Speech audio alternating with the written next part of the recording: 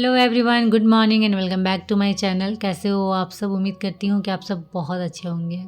तो जी आज है वेडनेसडे और सबसे अच्छी बात ये है ना कि ऑफिस की तरफ से मुझे मिली है छुट्टी। तो मैं सोच रही हूँ ना क्यों ना आज इस छुट्टी का फ़ायदा उठा लिया जाए, क्योंकि घर के बहुत सारे ऐसे काम होते हैं ना जो सिर्फ काम की वजह से ना कर नहीं पाती और वो वैसे ही पेंडिंग पड़े हुए रहते हैं। तो आज ना पूरे दिन घर में रहने वाली हूँ, तो घर के काम ना सोच रही हूँ थोड़े बहुत निपटा लूँ जो मैं डेली बेसिस पे नहीं कर पाती हूँ, खासकर किचन की क्लीनिंग प्रॉपर तरीके से। पहले क्या होता था ना, घर में ही रहती थी तो 15-15 दिन में किचन की प्रॉपर क्लीनिंग कर लेती थी, जिससे किचन हमेशा साफ़ रहता था अंदर बाहर दोनों तरफ से। लेकिन अभी ये चीज़ें ना नहीं हो पा रही है, क्योंकि काम का प्रेशर थोड़ा सा ज़्यादा है, जिसकी वजह से घर में टाइम थोड़ा कम मिल रहा है, मतलब लिमिटेड मिल रहा है। सुबह में जो थोड़ा देर में रहती हूँ एंड शाम में आने के बाद जो रहती हूँ, तो उस बीच में भी तो ऐसा नहीं ना है कि सिर्फ आपको क्लीनिंग ही करनी है, बहुत सारे काम करने पड़ते हैं। तो इस वजह से ना थोड़ा सा ये सारी चीज़ें मुझे फेस करनी पड़ रही है कि प्रॉपर तरीके से क्लीनिंग नहीं हो पा रही है। और जब किचन की साफ़ सफाई की बात आती है ना, तो एक चीज़ बड़ी नॉर्मल सी है कि जब आप किचन की साफ़ सफाई करना स्टार्ट करते हो ना, तो बहुत टाइम लगता है, बहुत ज़्यादा। किचन चाहे छोटी हो या बड़ी हो, बट साफ़ सफाई में ना उतना ही टाइम लगता है, क्योंकि एक एक चीज़ को निकालना, अच्छे से पोंछना, अच्छे से फिर पेपर चेंज करना, या जो भी आपने मैट लगाया हो उसे अच्छे से प्रॉपर फिर वापस से अच्छे से क्लीन करना, एंड उसके बाद सारे जो डब्बे ढक्कन हैं उनको अच्छे से साफ़ करके वापस से रखना। मतलब एक एक छोटी छोटी चीज़ में ना बहुत टाइम जाता है। इस वजह से ना किचन की साफ़ सफाई में बहुत ज़्यादा टाइम लग जाता है।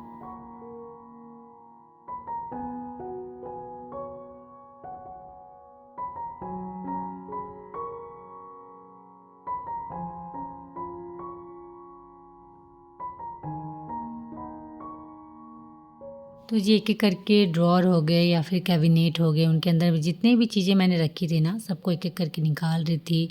फिर उन्हें अच्छे से वापस से प्रॉपर क्लीन कर रही थी एंड अगेन उसे अच्छे से ड्रॉअर या कैबिनेट के अंदर ऑर्गेनाइज़ करके रख रही थी।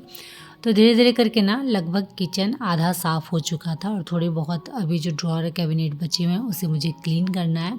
तो फटाफट जो नीचे वाला सेक्शन है ना, पहले उसे अंदर की तरफ से अच्छे से क्लीन कर लूँ एंड उसके बाद ये जो पूरा बाहर का सेक्शन है ना, उसकी डस्टिंग करने वाली हूँ, क्योंकि कहीं भी किसी भी जगह की साफ़ सफाई करने के बाद ना थोड़ी बहुत डस्टिंग ज़रूरी होती है।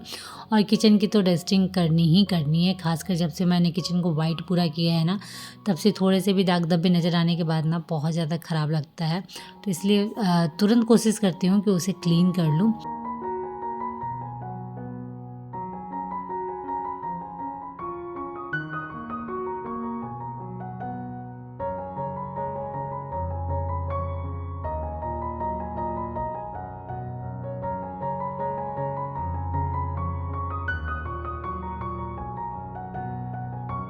तो ये फाइनली नीचे वाला जो एरिया था ना किचन का, जिसमें कैबिनेट और ड्रॉअर बने हुए हैं, उन सबको मैंने अंदर और बाहर की तरफ से अच्छे से क्लीन कर लिया है। और अभी बस बचा हुआ था ऊपर में जो काउंटर टॉप हमारा है, वॉल टाइल्स जो बची हुई है, या फिर ऊपर में जो कैबिनेट है ना, वो बचे हुए थे, तो उसे भी मैंने अच्छे से साफ़ कर लिया है। ज़्यादा मेहनत ना, सच बोलूँ तो नीचे वाले जो कैबिनेट ड्रॉअर है ना, उन्हें साफ़ करने में ही होती है। नहीं तो ऊपर वाले में ना वैसा कुछ मैंने रखा भी नहीं है, आधा से अधिक खाली है, तो इसलिए साफ़ करने में ज़्यादा टाइम लगता नहीं है। तो ऊपर अब हो गया है चकाचक, लेकिन नीचे फ्लोर पे आप देख सकते हो क्या हालत हो रखी है।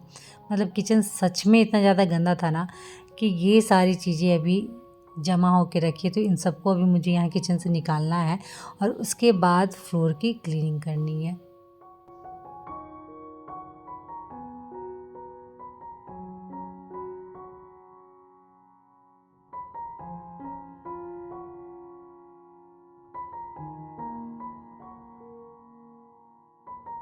तो जी अब करनी है फ्लोर की सफाई, क्योंकि फ्लोर सच में बहुत गंदा हो रखा था, जो आप लोगों को भी दिख रहा होगा। खासकर प्लास्टिक बहुत सारे थे, तो उन सबको पहले मैंने उठाकर साइड कर लिया है एंड उसके बाद जो डस्ट जमा होके रखे थे फ्लोर में, तो उसे फटाफट झाड़ू करके निकाल देती हूँ बाहर, क्योंकि पूरे घर में अभी क्लीनिंग करनी बाकी है, बची हुई है, तो इसलिए हेडेक नहीं है, एक ही साथ पूरा घर झाड़ू पोछा हो जाना है। तो सबसे पहले तो किचन की साफ़ सफाई कर लूँ, क्योंकि क्या होता है ना कि किचन को साफ़ सुथरा कर लूँ ना, देन उसके बाद फिर मैं बीच-बीच में आकर किचन में काम कर सकती हूँ। नहीं तो अगर किचन गंदा हो रखा रहता है ना, तो सच में काम करने का इच्छा बिल्कुल भी नहीं होता है।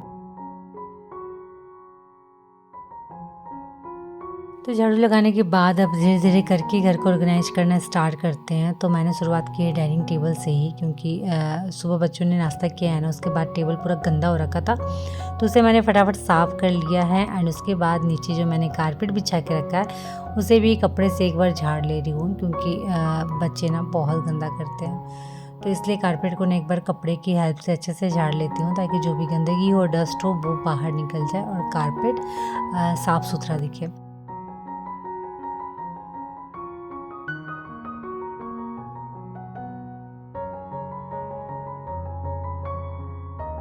ओके, तो जी अब मैं आ गई थी अपने बेडरूम में, जिसकी हालत बहुत ज़्यादा ख़राब हो रखी थी, क्योंकि यहाँ आपको कर्टन की जगह विंडो में बेडशीट नज़र आ रहे होंगे, तो इसे थोड़ा सा इग्नोर करिएगा। तो रीज़न ये है ना कि आप सभी को पता है कि मेरे घर में किन्हीं की डेथ हुई है हमारे यहाँ, तो छुत का चल रहा है, जो कि 10 दिन में ख़त्म होगा। 10 दिन में हम शुद्ध होते हैं। तो अभी से लेकर 10 दिन तक ना घर में जितने भी आपको बाहर निकले हुए कपड़े नज़र आ रहे होंगे ना, चाहे कर्टन हो गए, सोफ़ा कवर हो गए, कुशन कवर हो गए, बेडशीट हो गई, कुछ भी, जितना कुछ भी हमने बाहर निकाल के रखा है ना, सबको धोना पड़ता है। और 10 दिन में तब जाकर सही मायने में हम शुद्ध होते हैं। बहुत कुछ होता है नियम, जिनके यहाँ होता होगा उन्हें पता ही है।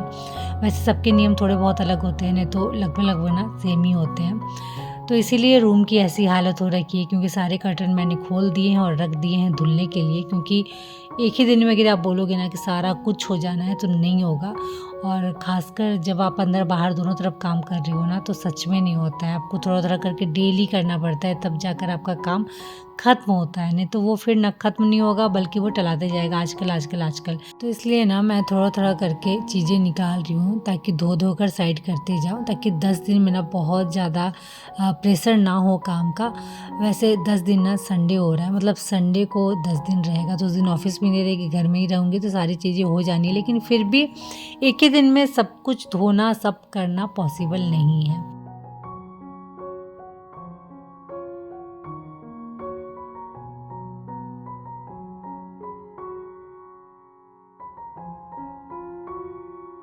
तो जी आधा घर साफ़ हो गया था और आधा घर बचा हुआ था, तो फटाफट जो बचा हुआ हिस्सा है ना, उसकी भी साफ़ सफाई करते हैं। खासकर डस्टिंग, जो कि बहुत ही ज़्यादा मायने रखती है।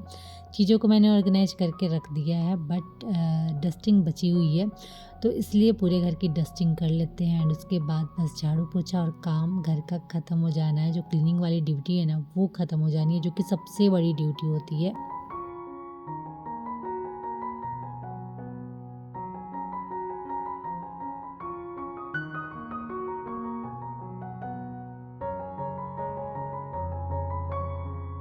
कि तो जी पूरा घर साफ़ हो गया था, और साफ़ होने के बाद जो सुकून और शांति मिलती है ना, मैं क्या ही बोलूँ।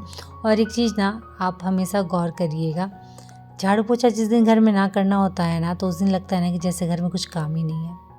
सच में कुछ भी काम नज़र नहीं आता है, लगता है कि बिल्कुल काम नहीं है मेरे पास, सिर्फ दिन भर रेस्ट करूँ। क्योंकि खाना बनाना ना बहुत बड़ा हेडेक नहीं लगता है। किचन में आप जाओगे ना, तुरंत सारा खाना बन जाना है। लेकिन घर के काम, मतलब खासकर ये क्लीनिंग वाली ड्यूटी, तुरंत में तो कभी हो ही नहीं सकती है।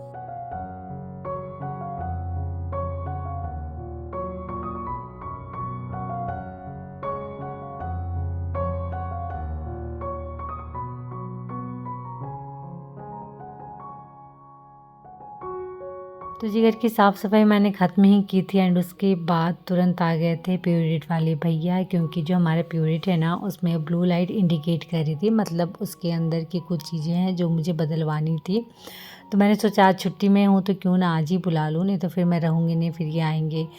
तो उससे अच्छा है कि आज घर में हूँ, तो जो भी काम बचे हुए हैं ना, वो मेरे रहते ही मैं करवा लूँ। क्योंकि सच में नहीं रहती हूँ ना, तो ये लोगों को बहुत दिक्कत हो जाता है, क्योंकि घर के आधा से अधिक चीज़ें ना, इनको खासकर कुछ पता ही नहीं रहता है क्या है, क्या नहीं है, कैसे करवाना है, क्या नहीं करवाना है, सब मेरे ऊपर ही रहता है। और मुझे अच्छा भी लगता है कि एक-एक चीज़ अपने तरीके से, अपने हिसाब से करवाना। तो चलिए ये काम भी हो गया, भैया ने आके तुरंत चेंज कर दिया था। तो अब आरओ वाला भी काम निपटा लिया था मैंने, एंड उसके बाद शावर लेकर मैं आ गई थी सीधे किचन में, क्योंकि मुझे बनाना है अभी खाना है, क्योंकि टाइम काफ़ी हो गया है।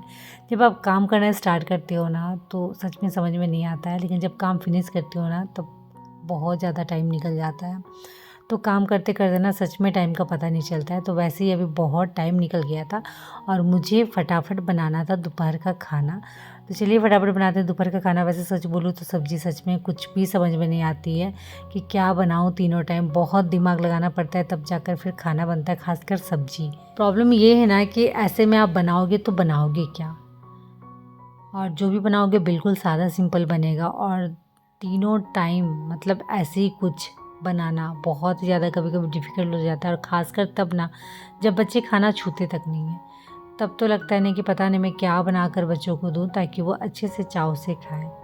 तो बहुत दिमाग लगाने के बाद ना आलू सोयाबीन बड़ी मेरे दिमाग में आ रही थी, तो मैंने उसे ही बनाना स्टार्ट कर दिया था। तो मैं यहाँ कर रही हूँ मसाला फ्राई। जब मसाला फ्राई हो जाएगा ना तब मैं डालूँगी इसमें आलू सोयाबीन बड़ी, जो मैंने अलग से साइड में फ्राई करके रखा हुआ है। तो जब तक मसाला फ्राई होता है ना तब तक इधर टमाटर और धनिया पत्ता की चटनी पीस लेती हूँ, क्योंकि सिर्फ सब्जी दाल भात तो नहीं खिलाने वाला है, साइड में थोड़ा कुछ चाहिए। तो इसलिए मैं धनिया पत्ता की चटनी पीस ले रही हूँ, जो सभी को बहुत ज़्यादा पसंद है। और जिस दिन घर में रहती हूँ ना, सच बोलूँ मैं अपने तरीके से कोशिश करती हूँ ना कि 3-4 डिशेज़ बना दूँ ताकि सभी अच्छे से चाव से खाएँ। क्योंकि डेली मॉर्निंग में निकलती हूँ, इवनिंग में आती हूँ, तो एक ही सब्ज़ी बना के फटाफट निकल जाती हूँ। उसके बाद पूरा दिन वैसे ही, और शाम में फिर आके अगर थोड़ी बहुत सब्ज़ी बची है तो ठीक है, नहीं तो अगेन फिर थोड़ा बहुत हल्का कुछ बना लेती हूँ। तो इसलिए जिस दिन घर में रहती हूँ ना उस दिन कोशिश करती हूँ कि 3-4 डिशेज़ बना दूँ ताकि बच्चे अच्छे से चाव से खाएँ। तो इसलिए मैंने ना आज वाली सब्ज़ी ना बिल्कुल डिफरेंट बनाई थी। ग्रेवी बिल्कुल नहीं रखी थी, बिल्कुल मसालों के साथ मैंने ना आलू और सोयाबीन को बस अच्छे से फ्राई करके उतार दिया था ताकि थोड़ा सा टेस्ट ना अलग हो और बच्चे अच्छे से खाएं। एंड उसके बाद कपड़े मेरे सारे धुल गए थे, तो सुबह की जो धूप होती है ना वो बहुत अच्छी होती है, और सेकंड हाफ में तो धूप चली जाती है। तो इसलिए फटाफट कपड़ों को डालते हैं, और काम अभी ख़त्म नहीं हुए हैं, अभी भी बहुत सारे काम है। तो इसलिए ना इस ब्लॉग को भी मैं यहीं एंड करती हूँ, और उम्मीद करती हूँ कि आज का ये ब्लॉग आप सभी को अच्छा लगा हो। तो अच्छा लगा हो फ्रेंड तो फटाफट लाइक करिए, शेयर करिए, कि चैनल में नए होना तो प्लीज़ चैनल को सब्सक्राइब जरूर कर लीजिएगा। तो चलिए आज के लिए इतना ही, मिलते हैं नेक्स्ट ब्लॉग में। तब तक के लिए बाय, और आप सब अपना ख्याल रखिएगा।